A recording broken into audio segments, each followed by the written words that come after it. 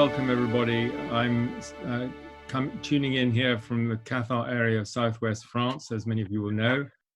My name's David Lorimer. I'm the program director of the Scientific and Medical Network. So Chris, I've known Chris for a long time, and he taught for 33 years at the Department of Philosophy and Religious Studies at Youngstown State University. And is also connected with the CIIS, California Institute of Integral Studies and Noetic Sciences. And he's an advisor to the Groff Legacy Training, which I'm also involved in. And he writes here that his passion has been the study of the philosophical implications of non-ordinary states of consciousness, particularly psychedelic states. And I'd like to add a plug, as it were, for his book that isn't on this particular theme, The Living Classroom. An exploration of collective fields of consciousness and teaching. And this is particularly fascinating in terms of the synchronicities that seem to arise in Chris's teaching with his students, and he may refer to that in passing. His two books that I've read and reviewed, this is the initial one here, Dark Night, Early Dawn. And I think that's exactly where we are collectively at the moment. And then his book prize-winning book, LSD in the Mind of the Universe. And many of you will have read his article in the current issue of Paradigm Explorer. So Chris, I'm really looking forward to this presentation. Very warm welcome from us, and we can't wait to hear what you have to say. Thank you, David. Let me shift into screen sharing if I can do this correctly. Good. Okay. Well, thank you, David. And thank you, everybody. It's an honor and a pleasure to be here with you tonight. And I really look forward to sharing with you the experiences that I'm reporting in this book, LSD in the Mind of the Universe. Now, David has framed our conversation this evening as a question of whether we can all participate, all access the cosmic mind. I'm assuming using psychedelics. Well, I believe that we all can, but whether we all should is another matter entirely. In contrast to the early idea that psychedelics represent a shortcut to mystical experience, my concern is that the psychedelic journey into the cosmic mind is extremely demanding and must be approached with great care and caution. In LSD in the Mind of the Universe, I try to describe as clearly and carefully as I can experiences that opened in 73 high-dose LSD sessions conducted over 20 years when I was a young man between 30 and 50 years old, and this was 1979 to 1999. I spent another 20 years thinking about these experiences, digesting them, mapping them, and pondering their implications. I hope that the visions that I brought back from this journey will be useful not only to other psychonauts, but also to those who would never take a psychedelic themselves, because what's important here is the vision of the cosmos that they contain, and a vision of where humanity is in its long evolutionary journey, and the turning point that we're coming to. Now, I want to say up front before we begin that I'm not sure that what I did was wise. I pushed myself very hard on this journey, harder than was sometimes good for me. And I sincerely do not recommend this protocol to others. If I were starting this journey over again, I would be gentler with myself. I would work with lower doses and gentler psychedelics. But I made it through intact, and I would not have missed it for the world. I also want to say that I know that what I'm presenting tonight is a radical story. I know it raises many questions that we won't get to speak about tonight, about the reality of these experiences, about how this path compares to other spiritual paths. But this radical nature is inescapable. I believe that psychedelics represent a genuine turning point in philosophy, a true before and after advance. They give us more than new insights into consciousness, and more than a new therapeutic method for healing the wounds of the personal psyche, as important as these things are. The critical use of psychedelics gives us a new philosophical method that has two parts. First, immersing ourselves into temporary states of hyper-aroused consciousness. And second, stepping back and critically analyzing our experiences there. By moving back and forth between non-ordinary and ordinary states of consciousness, we can gather and distill new insights into the structure of reality. Now, of course, this method is not really new, is it? It was present in the Eleusinian mysteries of ancient Greece and in the ayahuasca ceremonies of Brazil that date back 1,000 years. But they are new to us, new to our scientific culture, and that's the point.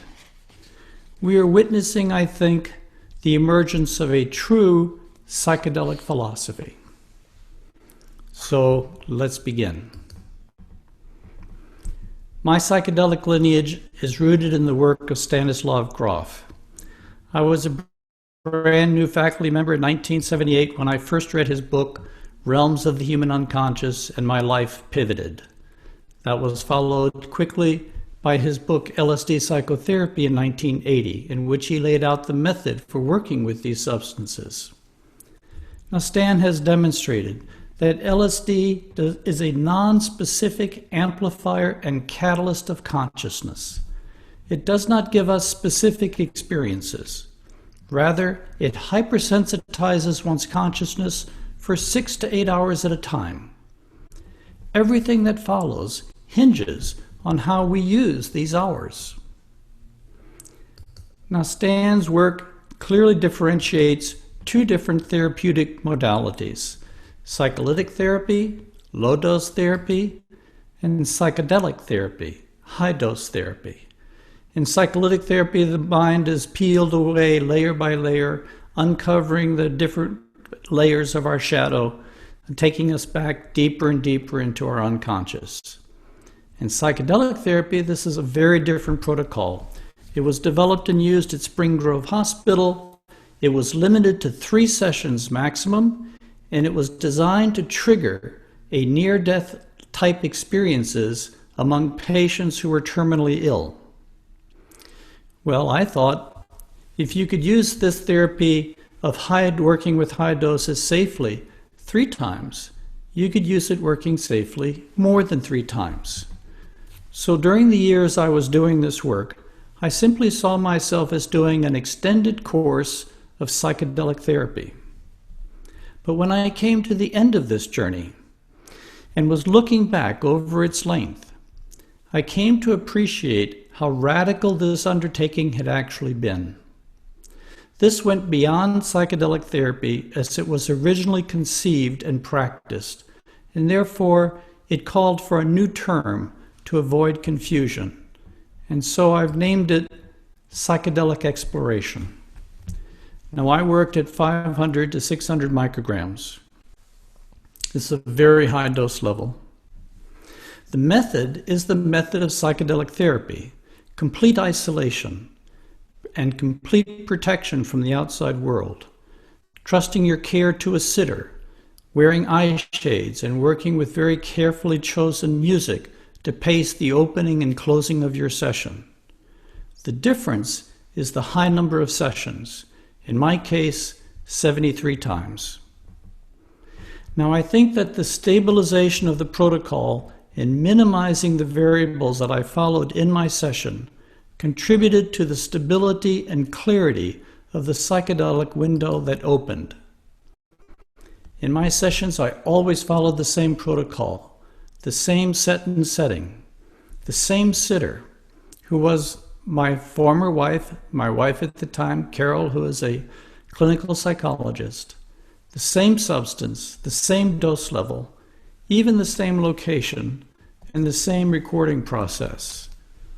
I think this provided a very stable reception platform that allowed my sessions to develop clearly over time. Now, I did this work as rigorously as I could. I kept detailed records, making an exhaustive descriptive account within 24 hours of each session. I tracked the dates.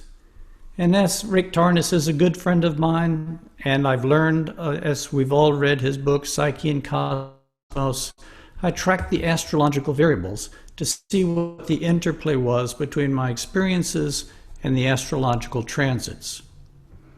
Now, I want to emphasize that the story that I'm telling in LSD and the Mind of the Universe is not primarily a personal story.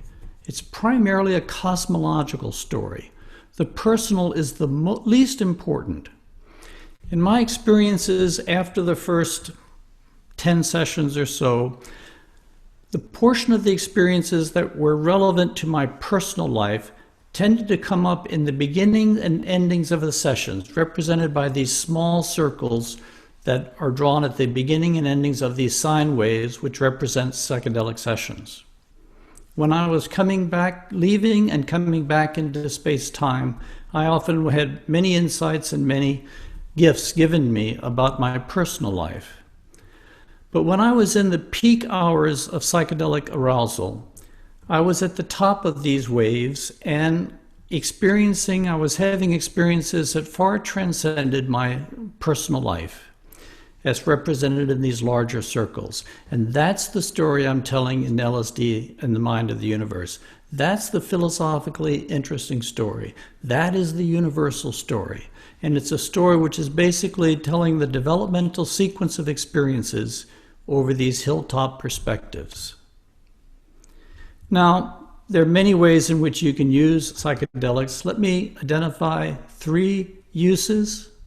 First is using it for therapeutic healing, to heal the wounds of our personal psyche. This is the dominant form in which psychedelics are being used and studied today. Second is to use them for spiritual awakening, to cultivate that radical, transparent condition of our being in which we stand completely conscious, completely naked, and completely receptive to the ever-changing field of experience. The third usage is cosmological exploration. These are distinct, if mutually reinforcing undertakings. How you use psychedelics, dose levels, circumstances, set and setting are different in each of these settings, and I think it's important to make sure that we don't judge one project by criteria that are relevant to another project. Okay? Now, in these experiences, when one works with very high doses of LSD, one goes through a series of death rebirth experiences. In this image, the drop at the center underneath the line represents our egoic consciousness, our private consciousness. Everything above the line represents spiritual reality, transpersonal consciousness. The first death rebirth experience takes place at the interface of our time-space consciousness and the beginnings of spiritual consciousness, and it's usually referred to as ego death. It is the complete destruction of our personal time-space identity and the beginning of an opening into spiritual reality. But if we continue this process, if we press deeper and deeper into spiritual reality, we go through more deaths, more cycles of death and rebirth at the psychic, subtle, and causal levels of consciousness, to use terms that Stan uses. Now, I have no vested interest in a particular cosmological map that delineates the various strata of transpersonal consciousness. Here, I'm simply trying to make a point that as you go into deeper levels of consciousness, you come to certain gateways. And at these gateways, you must give up everything you have known up to this point in time in your journey, in order to enter into the new fields of consciousness that are beginning to open to you. Now, one does not simply enter into spiritual reality and pluck these experiences from the universe like one plucks an apple from a tree. drawing on Jorge Ferrer's insights in his wonderful book, Revisiting Transpersonal Theory, I hold that all psychedelic experience is participatory. This means that our being evokes in complex ways that portion of the universe that we encounter. Our mind acts as a seed crystal that catalyzes a certain set of experiences from the cosmic mind's infinite potential. As we are gradually purified and transformed by this process, it evokes still deeper experiences from the universe. In my experience, one session more or less started where the previous session stopped. There was a gradual and consistent unfolding into deeper and deeper levels of reality. This may not be true in other people's experiences. It simply is true in mine. Let me give you a different image for this process. LSD is often likened to the atomic bomb, which was invented in the same decade. Here, I'm using the nuclear explosion as an image of the type of combustive fire that is generated in a long series of sessions that generates this cycle of death and rebirth. And as this cycle continues, it activates and brings into our conscious awareness deeper levels of the universe. Just as this nuclear explosion brings into visible form different levels of the atmosphere. They were always there from the beginning, but were basically hidden and invisible. And it is the power of the psychedelic dynamic that brings these dimensions of existence into our conscious awareness. Now, we're not talking about nuclear explosions. We're talking about an exploration into the mind of the universe, an exploration into the cosmic mind. When I was at the end of my journey and looking back over its length, I identified different strata, different layers that I had entered systematically over the course of these 20 years. And I would count 5 of them. The first having to do with my personal mind. The second having to do with collective mind, the mind of our species. The third having to do with archetypal mind. The fourth, causal oneness. And the fifth, diamond luminosity.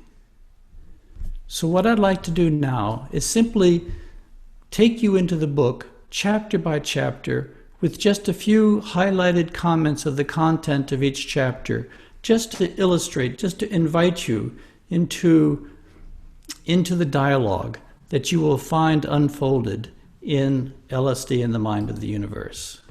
So first, the personal mind. There is a chapter, Crossing the Boundary of Birth and Death. This refers to crossing what Stan calls the perinatal level of consciousness.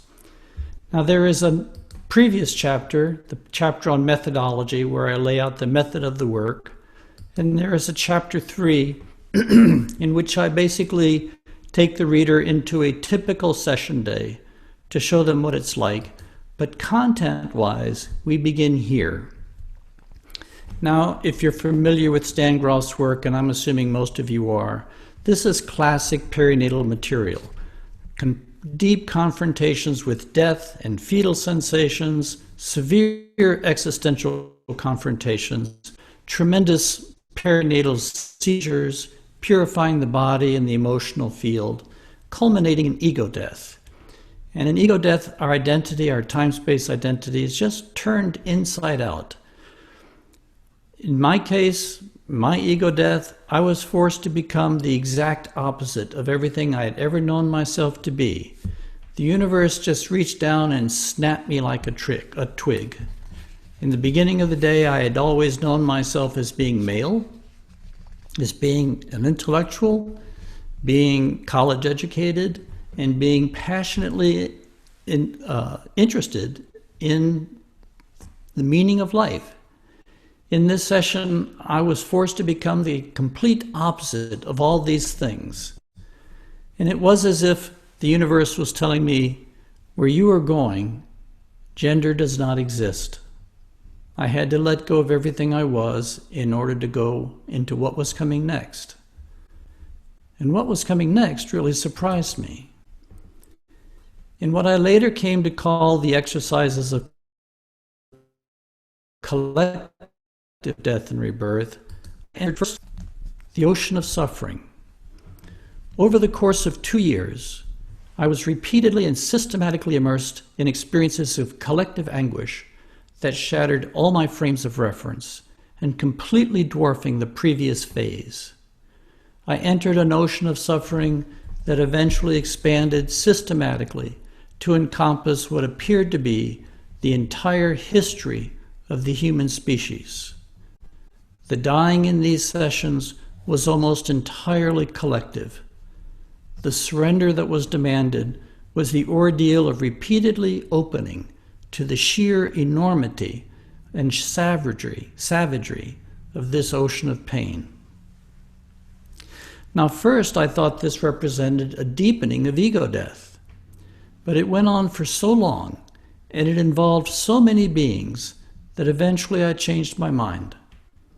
I came to the conclusion that these collective episodes were not primarily aimed at the transformation of my personal consciousness. They were aimed at healing some portion of the collective unconscious of humanity, healing scars accumulated through history and still carried in our collective memory. Now, in my experience, in a session, there are essentially 2 phases. There is the first phase, the cleansing phase, purification phase, and the second phase, the ecstatic phase. The ocean of suffering, I said, lasted 2 years. Actually, it lasted 1 year, and then I took a 6-year break, and then I started again, and the ocean of suffering resumed. In that first year, when I went into the ecstatic phase of the sessions, I entered what I came to call deep time in the chapter, Deep Time in the Soul. When I would come out of the ocean of suffering, I entered a state in which these 7 sessions gave me an experience of my life as a completed whole, as a totality from beginning to end. The visions were stable and systematically developed. Each session built upon the previous session. The sessions, their sequences were repeated, unfolding in greater detail and with deepening emphasis. Now, I found that it was an extraordinary challenge to hold on to these experiences of deep time. The first time I came back from deep time, the experiences which had been the most meaningful experiences of my life at that point in time, I could not hold on to them. My mind had no hold. Is that with repetition, when I would go back to the same state of consciousness again and again, I was able to hold on to more and more of the experiences. And this is an important epistemological point. You have to train yourself to stay conscious in these deep states of consciousness. You have to undergo rigorous systematic commitment to learning how to stay awake in states of consciousness that in the beginning completely swallow you up whole. But if you practice, you can maintain epistemological clarity in these states. So during this year, I had many teachings about reincarnation, about karmic cause and effect, and the deeper intentionality operating in life. And then I stopped my work for 6 years for reasons that I describe in the book.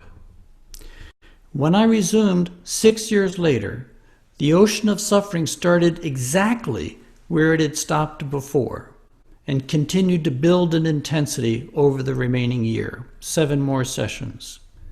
In a different time of my life, with different expectations, and under different astrological transits, the ocean of suffering began exactly where it had stopped.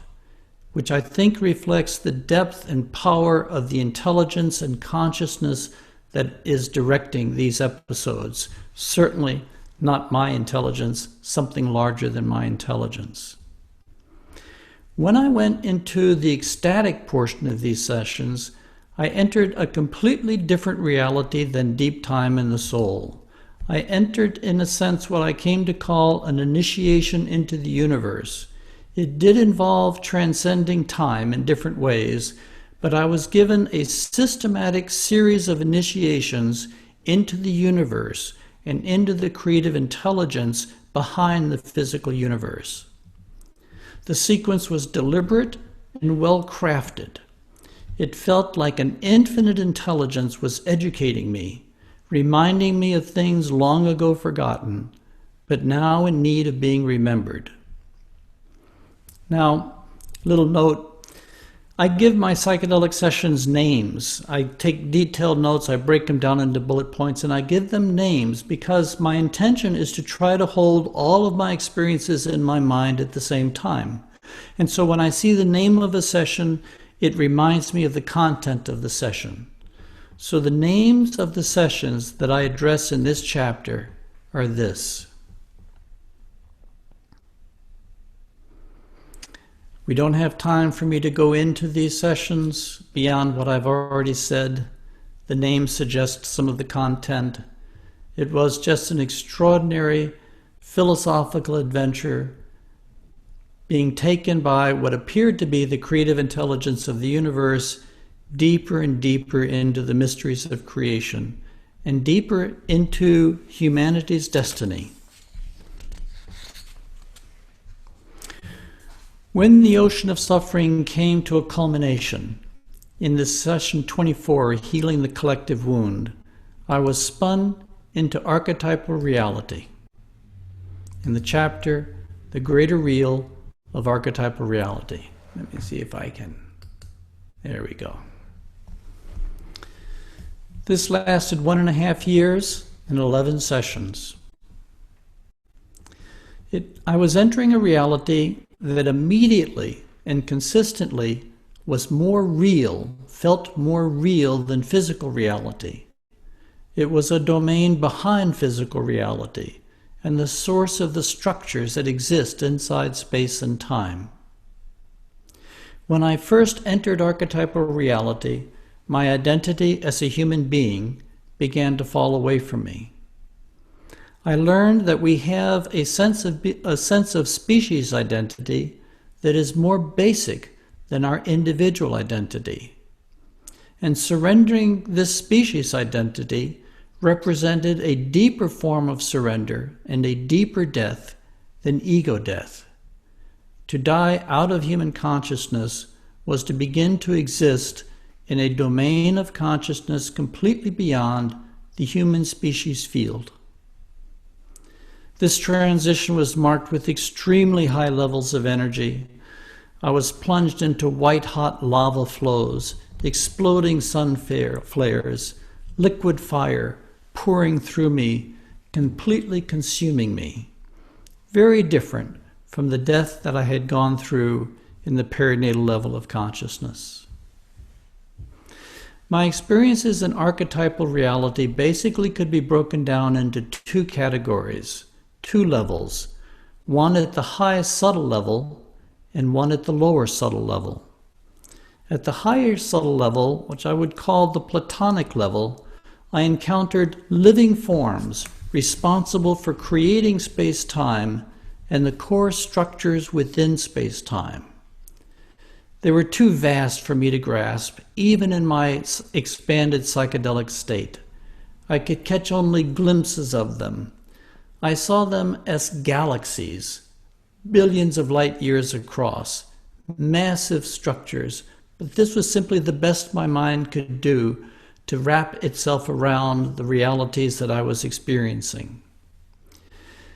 These were archetypes, but not Plato's eternal ideas in the mind of an unchanging God, but vast, living, dynamic forces embodying higher orders of intentionality and power, and operating on a different order of time entirely.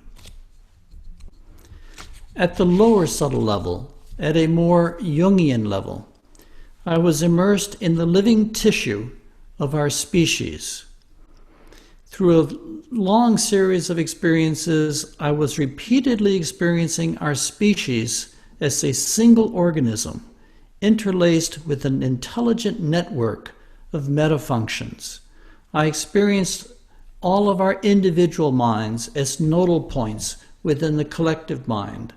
I experienced all the issues that we confront in our life, both psychological issues and biological issues, as all part of a larger living tapestry of cause and effect weaving throughout the entire species. I experienced our individual bodies as cells within our larger collective body. And I began to have experiences of reincarnation as a collective process. Up to this point in time, I had always experienced reincarnation or thought about reincarnation in terms of a personal soul-generated process. And it was about our individual evolution and confronting individual karma. But I had many experiences during this time of our entire species reincarnating with common cause. I began to experience billions of human beings incarnating over and over again and driving the evolution of our entire species forward. I was given many insights into the dynamics of collective purification and collective transformation. And this is why in my book, Dark Night, Early Dawn, the fundamental theme of that book has to do with the processes, the dynamics of collective transformation. Dark Night, Early Dawn is about the collective dark night, and the early dawn is about our collective transformation in history. This was simultaneously a numinous experience and a devastating experience. To experience billions of lives as cells within an organism that was evolving itself on the face of our planet was just a devastating experience and an ecstatic experience. Now, the titles of the sessions that I address in this chapter are these.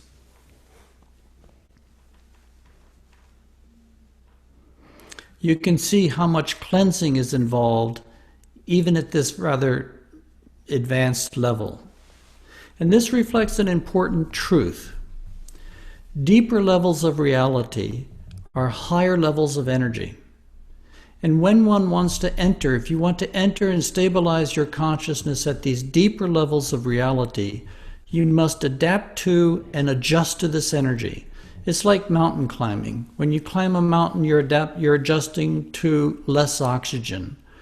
When you're working through deeper levels of consciousness, you're adjusting to more energy. You must literally become a being who can sustain these high levels of energy for 8 hours at a time. Session 28 was my first and brief contact with causal level reality. It was an exceptionally clear, dramatic, and beautiful session. But just touching the purity of causal level reality was so intense that it triggered hours and hours of cleansing that lasted over 3 sessions, stretched over 6 months. The cleansing was some type of purification process that was making it possible for me to return to this level of reality, but to maintain coherent cognitive focus at this deep level, which then led to a rather startling experience, the flash of God, in session 33. After this, I entered an extraordinary year of immersion in causal oneness in a chapter that I call A Benediction of Blessings. It lasted 1 year and 8 sessions. So after spending 18 months exploring archetypal reality, which of course is very quickly, I just was moving through this material, just touching base, just moving through very quickly. The year that followed was one of extraordinary blessings. It was a veritable benediction of blessings as I entered the great depth of causal reality. And these are the names of the sessions that I address in the book. These were preceded by more experiences of death and more experiences of fierce purification. The forest was an experience of causal oneness, of shunyata, emptiness of self. No self in me, no self in any other, just as sun and air moves through in a forest without paying any attention to the particular type of tree that it's moving through. Singing the universe away was an experience of the primal void that lies beneath our universe and gives birth to it, day by day, second by second. Jesus' blood was an experience of cosmic love, the most intense experience of love that I had ever known in my life. And then the birth of the diamond soul. And let me mention something about this just very briefly, because it's really was a pivotal session for me, and it comes up later in the book. Previously, I had experienced my life as a completed whole. Now, 11 years later, I experienced all of my former lives being rewound one by one, coming together and being rewound like winding kite string on a spool, until eventually the spool exploded in a burst of light, fusing all the strands together and giving birth to what I came to call the diamond soul. The diamond soul was composed of many lifetimes, but it was more than the sum of all their years. This experience showed me, I think, where reincarnation is taking us. It would take us too long to go into in great detail, but basically I think the visions of reincarnation that we have lived with over the last 2,000 years are incomplete. They have a vision of that we're growing incrementally, lifetime by lifetime, becoming more, knowing more, becoming more compassionate, becoming more intelligent, incremental adjustments. But I think that there is more at foot underneath this process. Eventually there comes a time through the constant expansion and contraction, through dying and returning to the soul and being born and contracting into the ego and dying in the soul and coming back into the ego. Eventually there comes a time, I believe, where all of our former lives come together as one. And when they come together as one, they catapult us into a condition of being which is not simply a refined and purified future life. It is a being catapulted into a different order of life, a different order of being itself. I think what is happening over the long story of reincarnation is that the soul is being born inside time and space. This is what I call the birth of the diamond soul. Now from here, I went into the diamond luminosity work. Now notice I've skipped chapter 9. I wish I had actually written these in a different order. I wish I had had 10 before chapter 9, but I'm going to skip over 9 for the moment because the work went into the diamond luminosity material. The benediction of blessings felt like the closing of a great circle. It gave me a feeling of deep completion, a sense of inheriting blessings for work done. In the ocean of suffering, I had given something to the universe that was mine to give, and the universe had given me back more treasures than I could hold. I felt complete and utterly satisfied. I had no idea where the sessions would go next, but there was still 5 years ahead.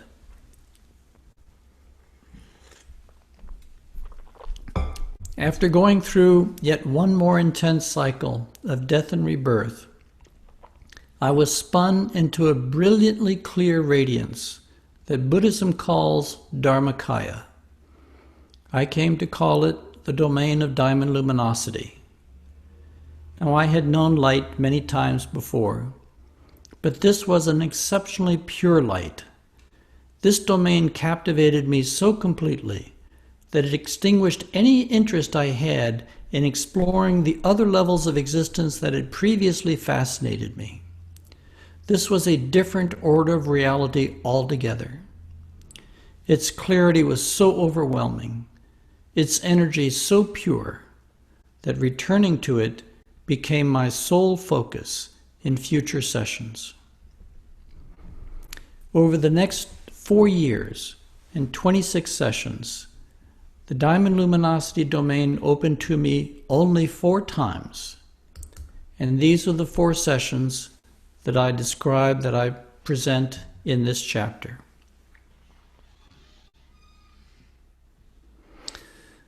My understanding is that the diamond luminosity is an extra samsaric reality. That is, it lies outside the bardo, outside of samsara, outside all the cycles of physical reality and the bardo realities of psychic reality. The pure light, it is the pure light from which the universe arises and returns. It is Dharmakaya, the clear light of absolute reality.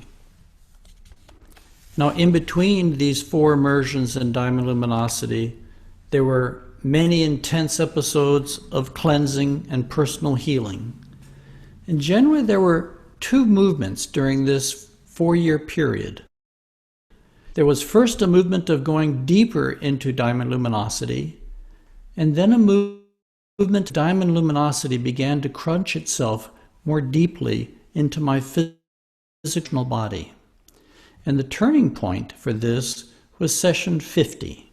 I only began to understand what was happening after the fact. Always, I had no control over what was happening in the sessions. I had basically went along with whatever the universe was, wherever it was taking me, and only figured out after the fact what was taking place. In session 50, I was as deep into the universe as I ever went in any of my sessions. I was in the clearest, most sublime state of diamond luminosity that I had ever known. And then, in that session, everything in my visual field pivoted 90 degrees, and I saw a reality far into the distance that looked like luminous galaxies, and a ray of light from that reality hit me, and it absolutely shattered me. I call it the absolute light, just to give it a name. But what it showed me is that the universe that we are exploring in these deep states of consciousness is endless. I would never get to the end of the divine mind. I would never get to the end of the cosmic mind, even using this powerful method of exploration. This was a turning point in my thinking, because I had adopted the belief that I inherited from other people, that there was an end point to this journey, that there was a point that you came to which represented your ultimate destination. Some had described it as oneness with God, or as the return to the primal void. But I had experienced oneness with God many times, and what I learned is that there are many permutations and degrees of oneness. And I had entered in the primal void several times, and I learned that there too, there are degrees of void. When I first entered the diamond luminosity, it brought such a feeling of homecoming, such a feeling of absolute peace and contentment. I thought that I had finally found what I was looking for. I had finally found my ultimate destination. And practically, I did. It completely satisfied all my philosophical and spiritual longing. But just at the peak of this satisfaction, the universe showed me that it is an infinite journey. It is an infinite being that we are exploring in our lives. This both first shattered me and then relaxed me into infinite wonder. And this is one of the reasons why I would be gentler with myself if I were doing this today. Because one of the things I've learned on this journey is that the goal is not to get somewhere, to get to a particular state of consciousness or a particular state of being. The goal of this work, I think, is to open up to the universe and let as much of it as possible into your being, to let as much of the love and as much of the intelligence and as much of the power and consciousness into your being, and stabilize it and hold it and live your life living by its truths.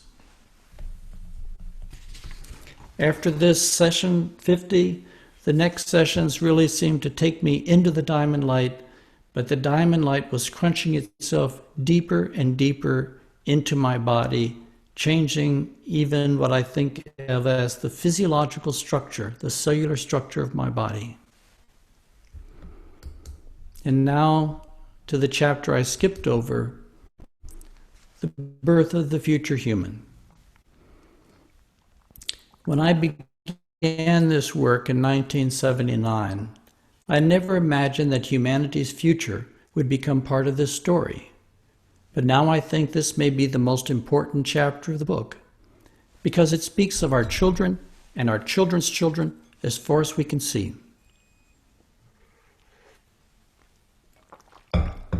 It speaks of a crossroads humanity is coming to, and of powerful forces taking us into a future that will change us at the deepest levels of our being.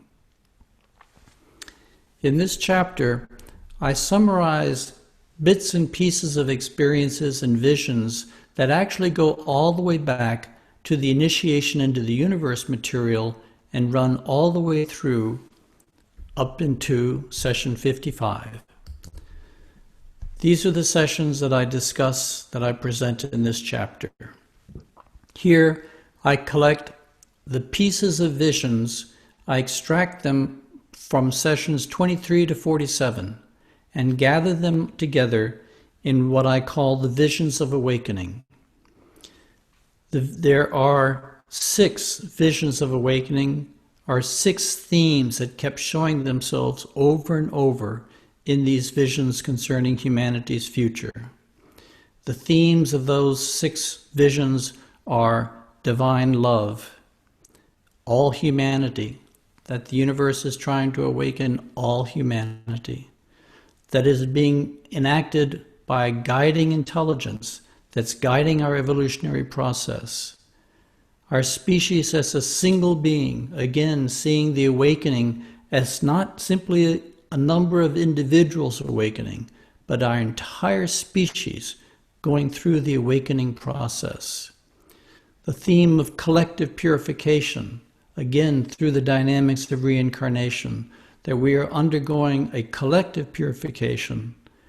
And finally, the experience of the future human, being given the grace of experiencing the future human that is being born in history.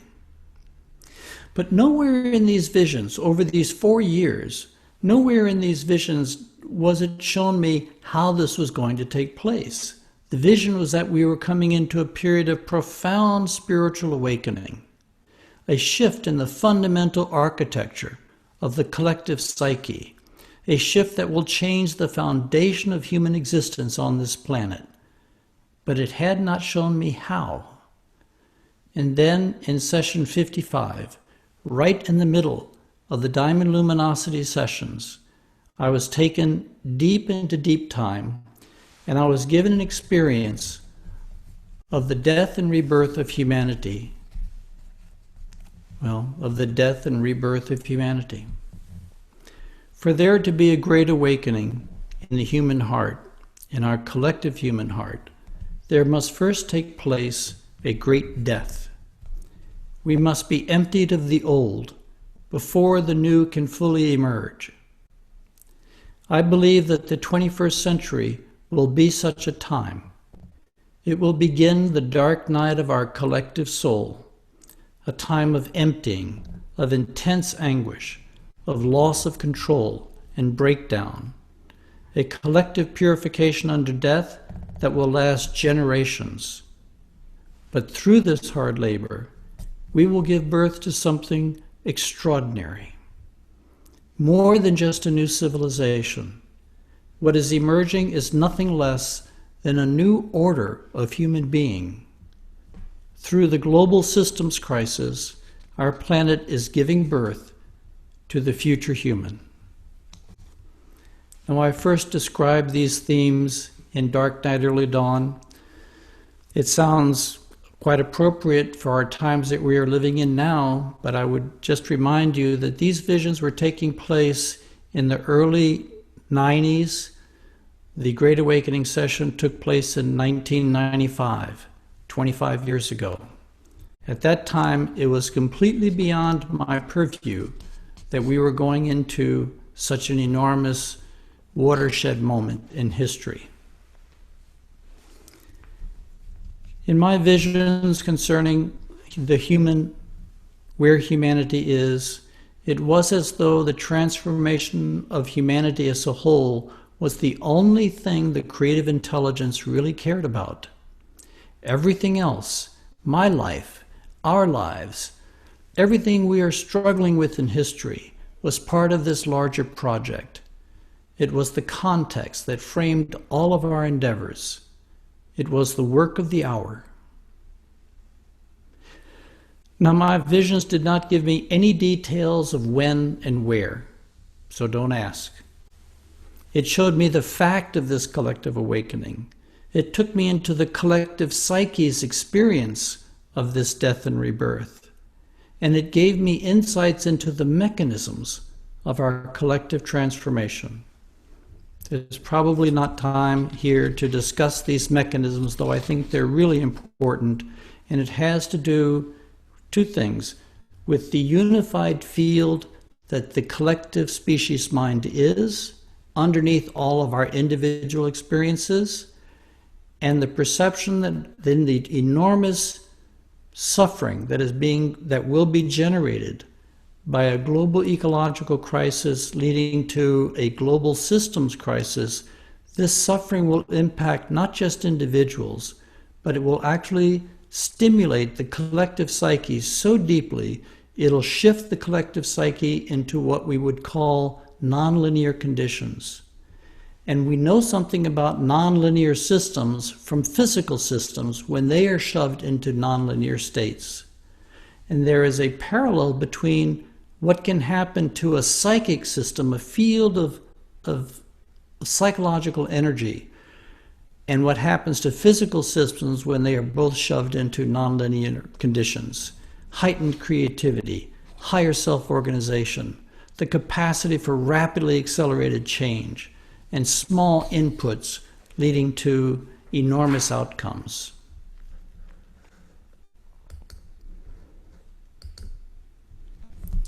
The final vision, to bring the journey to a close, just touching it very briefly. Actually, the three sessions that I discussed in this chapter, the final vision, this was one of the most intense sessions that I went through anywhere on my journey. In it, the universe put me through a strip down that was more violent and more radical than any strip down I had ever gone through at any other time in my journey. And it did so, I think, in order to catapult me more deeply into deep time than it had ever taken me before. I won't try to reproduce or tell you much about that. I will invite you simply to look at it in the book itself. It was the final vision given me as a capstone to the long story of where humanity is going. It showed me things about the evolutionary process that I have held dear to my heart ever since. It showed me things about our universe, that our universe is a diamond maker, making diamond souls, and it cares very little whether it takes 1 million or 1 billion years for it to produce the souls that it is creating. And it gave me my deepest experience of the future human, an extraordinary being, just an extraordinary being. The last chapter is coming off the mountain. This chapter was the longest to write. and in it I describe two things that I have struggled with and confronted in the years after my journey ended.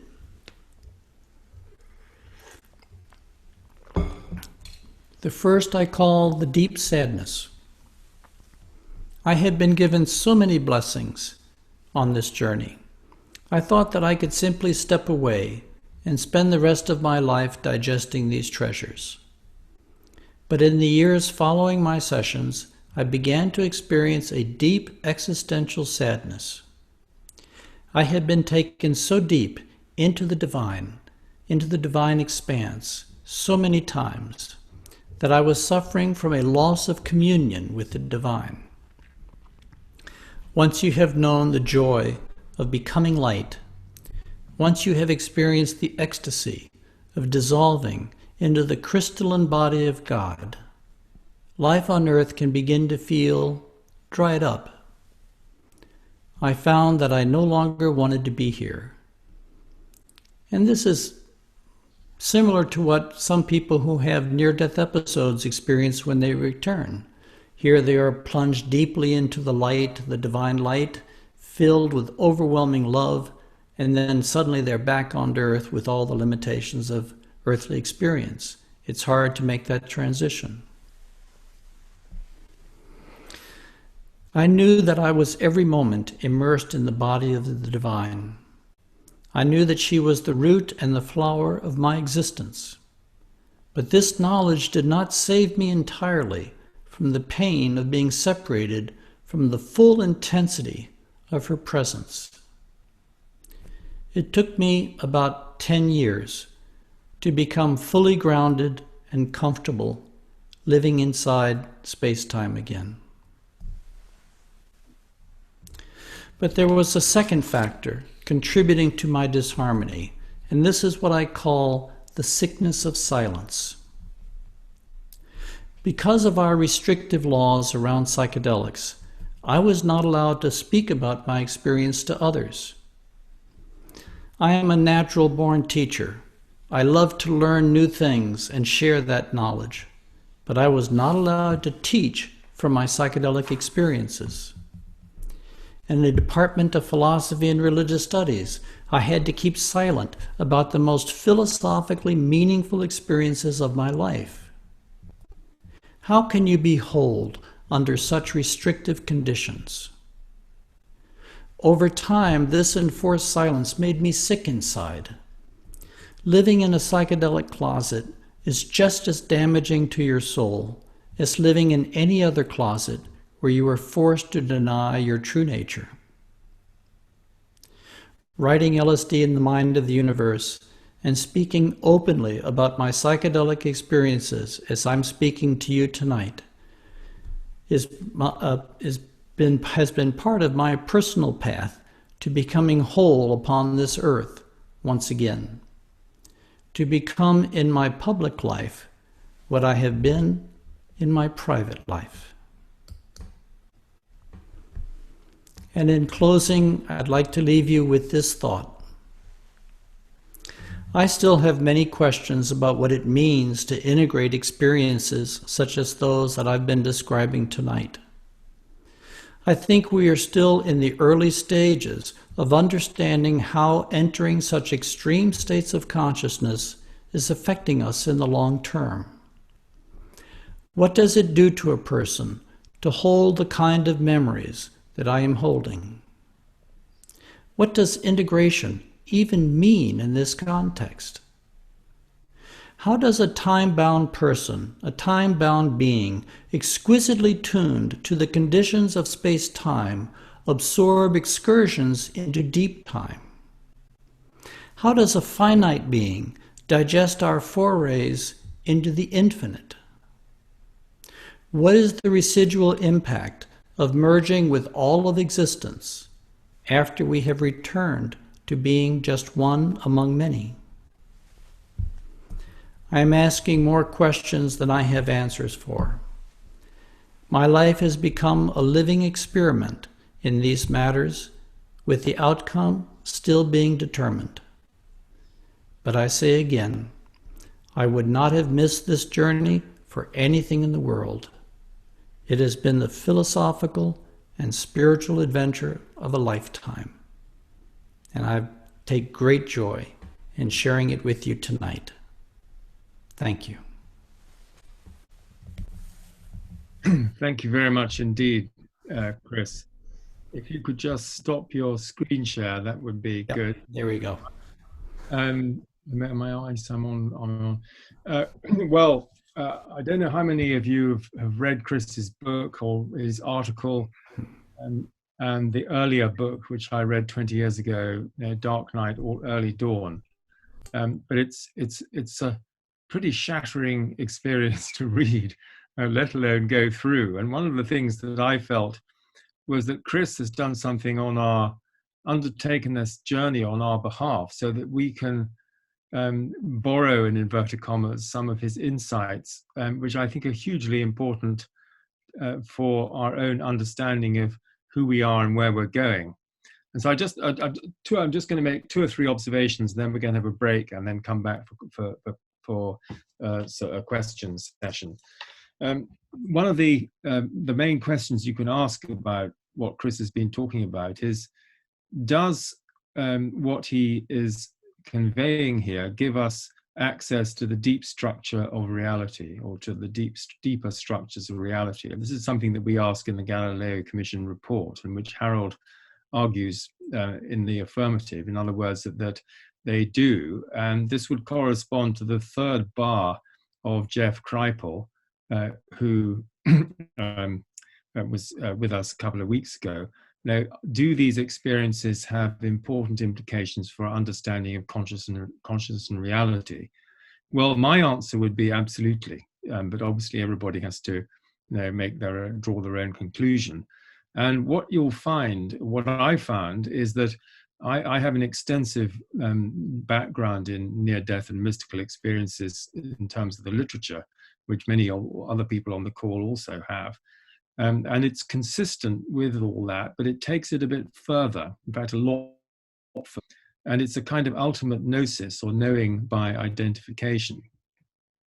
And then observation is that we are clearly living in apocalyptic time here, at one level or another, and to hear about the evolutionary prospects and the birth of the future human has an extraordinary resonance, I think, at this time. And it's something that Anne Baring, who's on the call tonight, who was referring to last week. And so it'll be very interesting to see how people feel about that. We've got a lot of questions that have come up already and in the chat box, but we'll get some live contributions.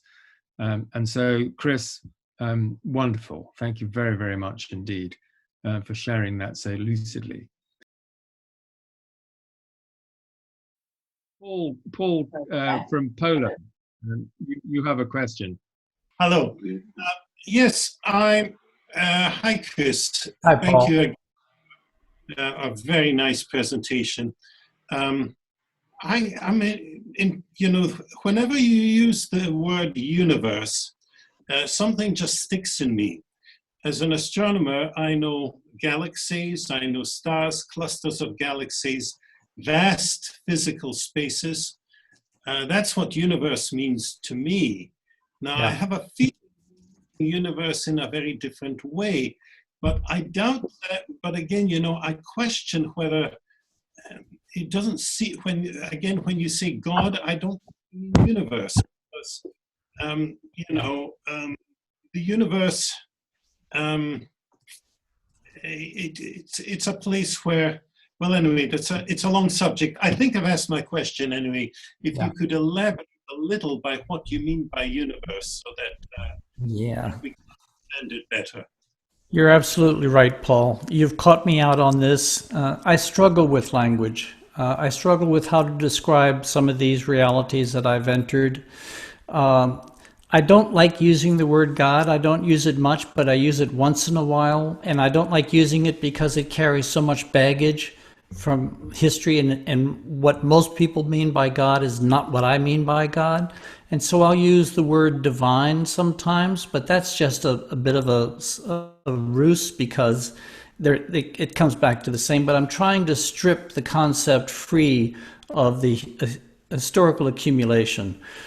To me, I collect pictures of galaxies. I collect pictures of nebulas, and when I move into meditation practice, I just will play them over and over and over again, because this is my God, this is my divine, and what I'm referring to, or what my experience is not to the outer body of the divine, though I was taken into exploring some of the body of the universe. But if I were a physicist, and I would love to have degrees in physics and go into these states, because this consciousness could have shown me so much more if I had degrees in astrophysics and degrees in quantum theory. It just, my mind was not tuned to that type of knowledge.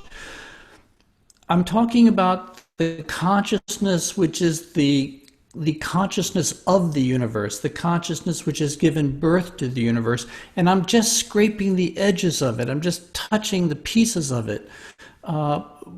My experience of it is certainly limited by what I can understand, because, and again, what I would love to do is have 100 of our best, brightest, most talented scientists, artists, social activists going into these states in a systematic fashion. I mean, can you imagine a protocol if we had 100 of such people working 1 day a month for 2 years? What body of knowledge they would come back with and would be able to share. It's never the experience of any individual which is important. It's the experience of our collective genius and our collective talent as we are engaged. So I stretch language. It's as big as the universe. It's deeper than time. It's more intelligent than any intelligence I can ever been able to touch inside time and space. And the compassion, which is the emotion of oneness. It's when the quantum physicists talk about, the implicate order, the oneness that underlies all manifest existence. That implicate order has a wholeness that when I touch it, it just explodes me with love, because love is the emotion of oneness. But I don't mean love in an ordinary sense of love, but it's kind of the closest approximation I have. So you're right that I'm using universe in a borrowed fashion, and I'm using it in an extrapolated fashion. Thank you very much. I think it's, for those of you who've read the book, you'll understand that the books, for me, the way that you articulate these ineffable experiences into language gives me the sense that I'm as near vicariously as I can get to that gnosis, the understanding from within. And in the Galileo Commission, we talk about exploring inner space. And so in that sense, you're a psychonaut, obviously, of an exploration of inner space. So thank you very much for that question. Next question is from our president, Professor Bernard Carr in London. Bernard. Oh, hi there, Chris. Hi, Bernard. Good to see you. And you too. First of all, thank you for taking this cosmic journey and then for coming back to tell us all about it. It was absolutely engrossing. I noticed at one point you said you rather wish you had a degree in astrophysics, and then you would be able to have the experience in another way. Well, I have a degree in astrophysics, and I rather wish I had a degree in psychedelics, and then I could. But my question really is a follow-up to Paul Karnovitz's question about the use of the word universe, because there's sort of a distinction between your constant references to humanity as a species and then your description in cosmological terms, where even your images are from cosmology. Yeah. And you said that in some sense that was poetic license, but on the other hand, it does seem to me that if you really are contacting that greater reality, that cosmic consciousness, you really will be contacting, if you like, a cosmic level of consciousness, not just the terrestrial level of consciousness. And if, for example, one studies the writings of Buddha, when Buddha in the Visuddhimagga, when he had his experiences, he was very explicit in the fact that he was experiencing realities beyond the normal terrestrial, you know, the galactic and the cosmic and things like that. So my question was this: although you're always referring to humanity is something which by definition is very much linked with planet Earth. Did you ever feel that actually what you were encountering was something on a scale much larger than humanity? In other words, that it really was cosmic? Yes, absolutely. And again, I wish I had your degrees. The universe could have taught me so much more then. But when I entered into archetypal reality, and I said I died as a human being, as of my species identity, from that point on in the journey, my sessions basically took me outside of the operational range of our collective psyche, outside of human experience, outside of human history. When I began to move beyond the collective psyche, everything associated and held within the collective psyche began to fall away. All our understandings of God, all our projections of God, all the flotsam and jetsam of history just fell away, and I moved into these increasingly clear, hyper-clear states of consciousness. Harder to describe because so contentless.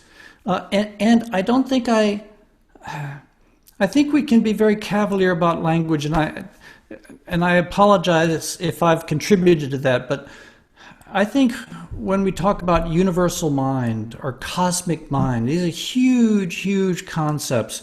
And I would say that the only part of that mind that I know and learned about was the part that it taught me about.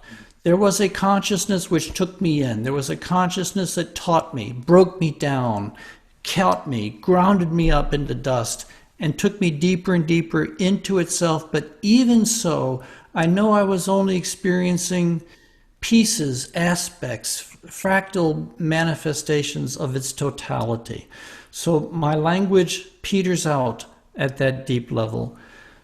When I moved into diamond luminosity, I had a very clear perception of moving outside of samsara, outside the bardo, into a reality that's truly even outside archetypal reality. There was a period when I was born into archetypal reality, and then there was a process in which I was born out of archetypal reality into a level of reality which pre-exists before archetypal reality. Yeah. On a non-physical level. Yeah, thank you very much. Non-physical, absolutely non-physical. Yeah. Thank you, Chris. I'm just going to take an observation from the chat from Shide about in your journeys, did you get a sense of why we seem to learn only through pain and suffering, the divine heritage we come from and must return to? Why was this path into matter into spirit necessary? Well, of course, that's sort of 64,000. And it reminds me of this space that you would have heard before, probably, that there are only two reasons we change: desperation or inspiration. Yes. So we certainly change if we're desperate, and we can preemptively change, perhaps if we're inspired. I mean, for me, this is part of the kind of Gnostic myth that we forget, we fall into darkness, we try and return to the light, and we forget who we are. We then have to try and remember who we are. We go to sleep and we have to wake up. It just seems to be how things are constituted. Is that your view, or do you have another angle on it? I agree with you. And this is my experiences when I would go deeper and deeper and deeper into these levels of reality. I always experienced it as a remembering. I was remembering. And I don't have any sense that in forgetting that was a tragedy, or that was somehow my mistake, or some cosmic sin, or some original sin. It seemed to be part of the natural order of things. There is the greater and there is the lesser. When we come into the lesser, we forget. But we have to remember, everything that we're describing is constantly changing. It's constantly evolving. So that I think I think we have had a tendency to sort of freeze our level of evolutionary maturity and to form judgments around how we got here, where we're going, and what we're doing. And we have to let go of all these sort of fixated fragments, because the human being, as Sri Aurobindo said, is a transitional being. We are moving from what we were to what we are becoming. We are changing. Life is changing. Planets are changing. Our species is changing. We are in movement. And so why things are the way they are isn't something that we can answer on an absolute scale. It's something we can only answer on an evolving, try to answer on an evolving scale. But that, of course, requires expanding our time horizon enormously. When a geologist helps us expand our time horizon and helps us understand plate tectonics, that's extraordinarily exciting. Or when a physicist helps us understand the evolution of galaxies, it's extraordinarily exciting. This is something similar. We have to expand beyond our personal consciousness to have something about the intentionality that's manifesting itself in this ever-evolving, magnificent universe that we are part of. And so we need to tune into that part of ourselves, that, and we're not taking any more questions, by the way. We need to tune into that part of ourselves which knows, as you said, that we're here for the ride. Fasten the seatbelts, or maybe not fasten the seatbelts. If we're really centered as we go through this process, then we'll get the guidance we need, both individually and collectively. But we need to listen to that guidance, and we need to enable the new shoots. And there's so much creative thinking going on. I was in a group this afternoon on the Spirituality and Education Alliance. And so there's a huge amount of good going on that we don't hear about except in positive news. Humanity Rising, thank you. That's also Humanity Rising, and all of Ubiquity University. And so we need to keep ourselves buoyed up, I think, by the positive things that are going on, but also, as you say, face down the negative with the kind of courage that you demonstrated in your journey. So I think I thank you on behalf of us all for the journey you took, and for bringing back these treasures, these gems that we can actually appreciate, and we can appropriate some of these for our own journey and understanding, just because you have made that journey. And so I really salute you for that odyssey. I mean, you could translate it into the hero's journey. And just a point of information for people. I mentioned Thomas Troward a moment ago. This is a book here which I would recommend as a good starter for Thomas Troward. It's called The Wisdom of Thomas Troward, and it has 4 of his main sets of lectures in it. And he was a judge in India, and you can really get to grips with this stuff. And so I do recommend. And he talked about self-recognition. When the universal became the particular in us, then we had to recognize ourselves back again as the universal. And so he was actually talking about these things in his own way, 100 years ago. So we're all trying to catch up with the perennial, as it were, and live through it. So everybody on the call, thank you so much for coming and being part of this evening. I hope you've been inspired by it. I hope that you've learned something that you can apply to your own lives, to your own journey. And Andrew, thank you very much for all the coordination. Jessica Cornet, thank you for all the help with the publicity.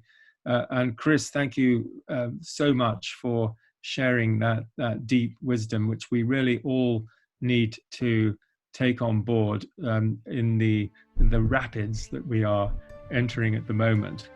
So I look forward to seeing everybody on a future event. And good night, everybody, and God bless. Much love and light to you all.